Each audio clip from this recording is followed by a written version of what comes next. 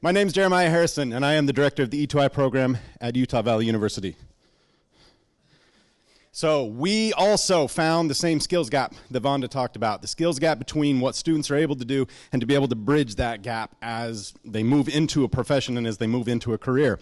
And so at UVU, we kind of landed on this idea, and the E2I program, the Excellence in Innovation Initiative, was born, and I took ownership of that.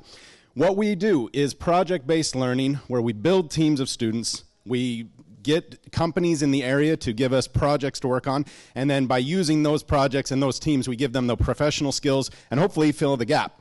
This is kind of the structure of what our teams look like and what we're going for.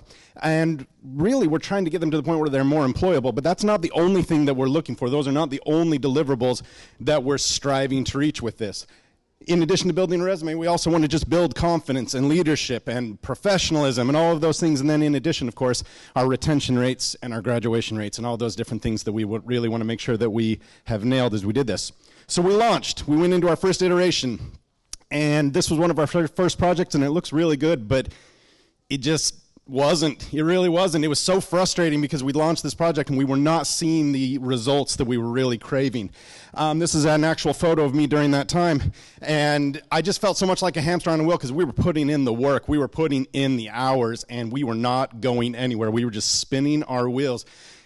So frustrating. So we put together a different team. We brought in student leadership, and we really focused on getting their input and trying to figure out how we can better, just stronger projects, something that fits a little bit better. And so we launched iteration number 2, and we started doing more projects, and we started doing more teams, and we were very successful, actually. Tons of projects, and we saw so many different things. In fact, we were so successful that we collapsed under our own weight. We'd found that in iteration 2, another frustration is we simply lacked the structure that was required to be successful. This is the first 50 policies that I wrote myself. If you know me at all, I am not a policy writer. This was not a fun day for me at all. More frustration. But we got done with this and we relaunched. So here we move into the next iteration. This is us literally back at the drawing board.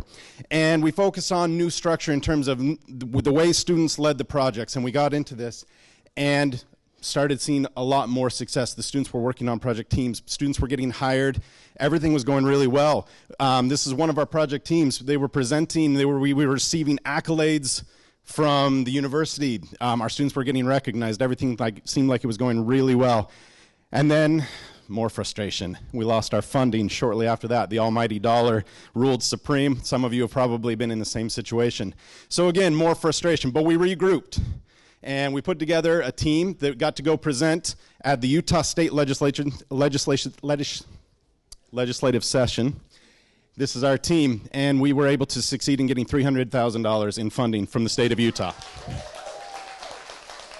In addition, I put together a small team of leaders, pictured here, that presented to the university president and her international advisory board, and we got another $500,000 in funding. This is something like 4 years of runway, so it's enormously successful, and we feel really, really good about it. But it's really kind of, as I look back, I was frustrated for so much of this process. For about 2 full years, I just felt frustrated. And as I prepared for this day and I put together this presentation, I realized that success needs, the idea of success needs to change in my mind. It was, the day-to-day was so frustrating, and we were so worried about all of these things. And as I started looking at the metrics and all of the students' lives that we have changed, I realized that we've been successful the whole time. But getting stuck in the day-to-day just made it so hard to see the success. And so my challenge to you is the challenge that I'm putting on myself. How might we see and celebrate our success more along the way? Thank you.